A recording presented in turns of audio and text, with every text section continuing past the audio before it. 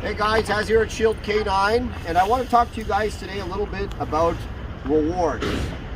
For me, rewarding a dog isn't necessarily giving the dog a piece of food or a toy. For me, rewarding the dog is being able to generate arousal and a dopamine rush in the dog. And you don't actually need food or toys to do that, especially if you've been preconditioned the dog.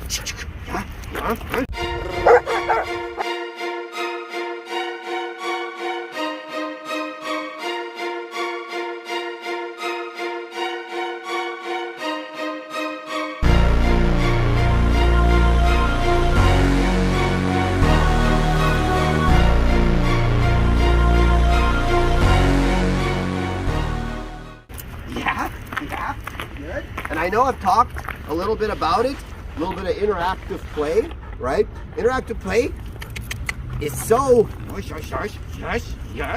it's so important because it really gives you the tools to be able to basically arouse the dog and help the dog come through pressure, whether it's pressure from you or pressure from the environment, in a productive way. So if I'm training a dog and I don't have any functional rewards on me, like today, I need to be able to sit, break, yeah,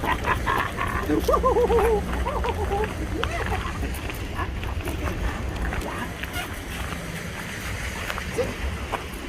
And you can see she kind of jumps on me and she wants to nip at me. That's fine. I'll allow it in that context. All right? Down. Good, good. Right. Woo! I've been getting dizzy in the public a little more, and you can notice on her paws, you see her paws are wet. And the reason they're wet is because in the crate, she was panting heavily and drooling all over her paws because she's not used to traveling like that, and it makes her stressed out. And she's not a naturally strong dog.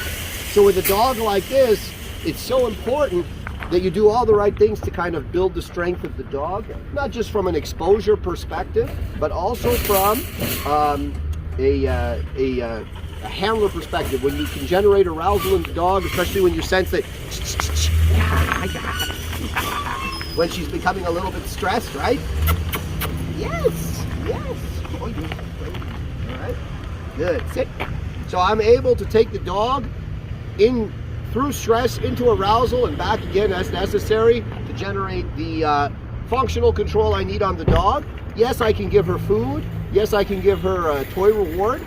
But if I don't have those things, I can still reward the dog and let her know that she did well and create a motivation in the dog to do the right thing.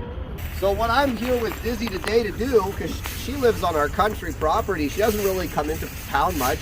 What I'm here to do is I'm here to generate some functional obedience with the dog, start her functional obedience training, which is completely different than sport obedience.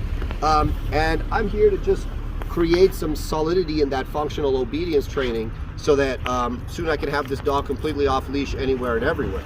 So we're going to just start with some basic heeling. Dizzy, with me. Good girl.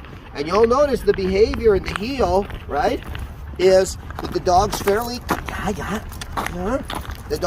happy in the position. And this is not an accident. And I'm putting pressure on her and she's still good. She wants to look at all the things that she's never seen before, but she still stays pretty solid in the behavior. And I'm able to put the pressure on her, and because I set the foundation correctly, yeah, good girl. And really, like, Dizzy is like an ice cream cone. She melts very easily if you don't do things properly. So with her, I put a little bit of pressure, I bring her up through the pressure, and then I break her and I let her just kind of go. Just go and do her thing and just look around and see what there is to see, and then I put her back in behavior. Sit, break. Good girl. And again, the way that I do this is completely different than how I train sport. It is completely different. It has nothing to do with one another. I've said it so many times, but I'll say it again because there's always some doofus that just doesn't quite get it. Oh, it's like, look, my sport dogs, when they step on the field, when they walk on the field, I need them to be bringing 100% adrenaline, power, and precision to that work. That is not how I need my dog to walk in public. I just need my dog to be normal, to walk with me, to listen. I don't care how fast my dog sits, how fast my dog downs, as long as my dog does it reliably. I just need a reliable dog, so the behavior that I manufacture is a behavior that becomes reliable because I'm not asking more than what the dog can do. I don't ask my dog to focus heel in public. I don't need it, right? And it's not something that's going to be reliable. And guess what's going to happen? Now when I go on the sport field, I'm going to have a dog who half-asses it on the sport field. I want a dog who gives me 100% on the sport field. Hey, yeah. But when I go in public, right, I just need my dog to be with me, not too concerned. Like you can see, she's really looky-loo, right? She's looking everywhere and she's worried about everything. And this is something, again, this is why we're here today, to work on this stuff. A lot of people, you guys live next to this, and I used to live next to this. I don't live next to this anymore. I actually have to drive my dogs to places like this and find it and then train for it. With me. Wow. Good girl. Great.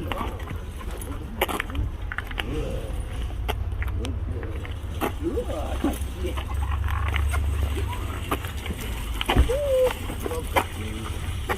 With me. Good. Good.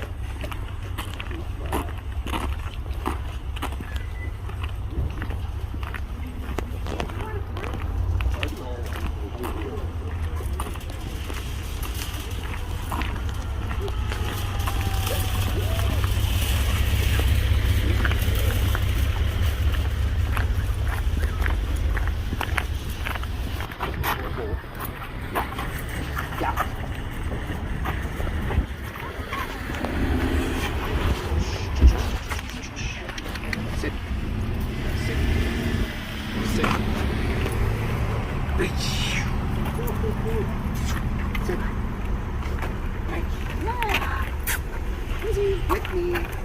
Wow. Oh, wow. Yes.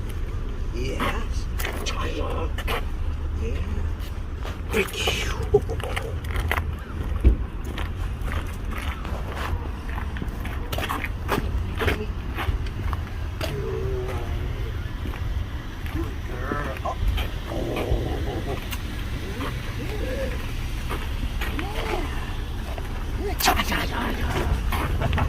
You got me.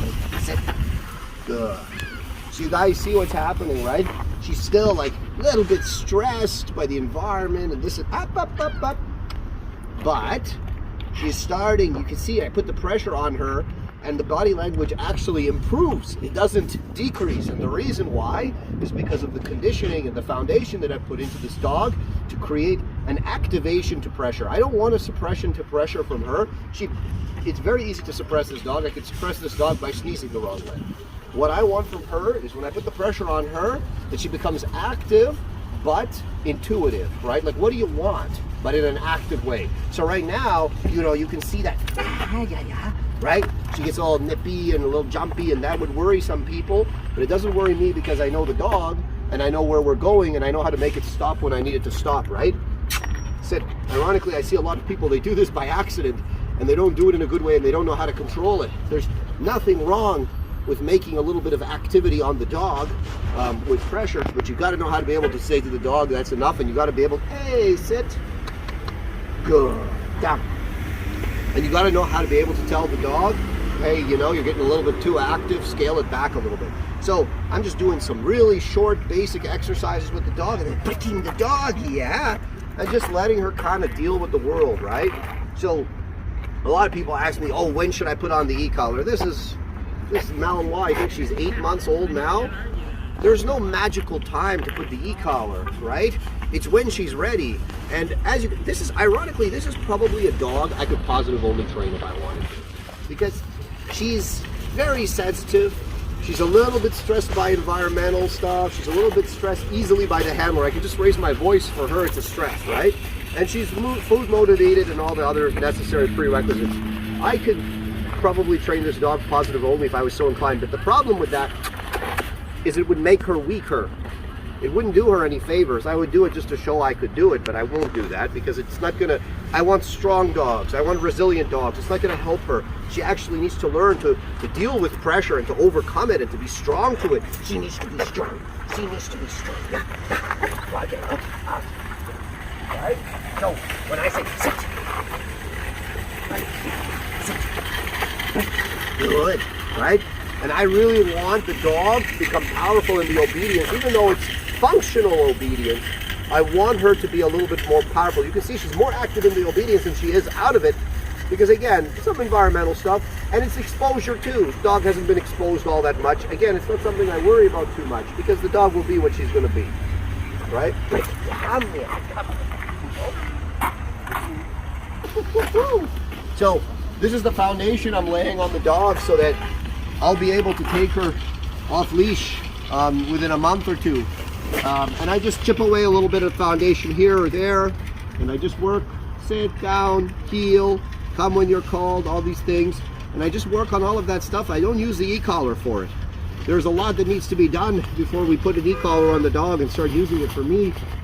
There are some things that I use an e-collar for with certain types of dogs right off the hop, but it's not a lot of stuff. Primarily, I do a lot of things actually on the flat collar with the leash. And the reason I just did that is because I saw her getting a little bit like worried about something, right? So I just kind of redirected her a little bit. Hey, hey, hey, hey, hey, hey, hey. Wow, are you excited? And there's nothing wrong with doing stuff like that. So anyways, this is a little bit about what I do, guys. So when you see this dog going off leash with me everywhere soon, and you wonder how I got there, you're seeing some of the process. You videoing? Yep.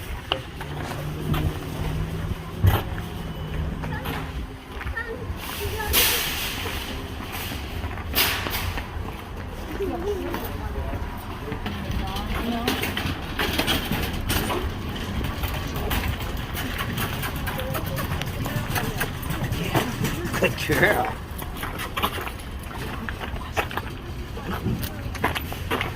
Video again.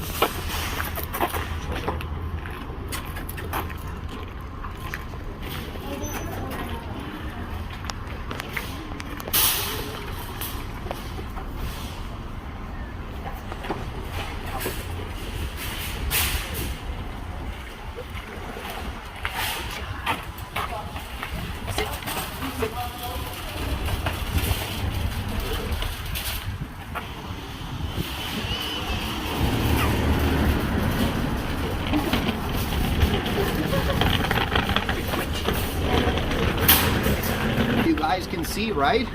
I took the pinch collar off the dog. I just put her on her flat collar. I gave her no commands, and I just walked her through there.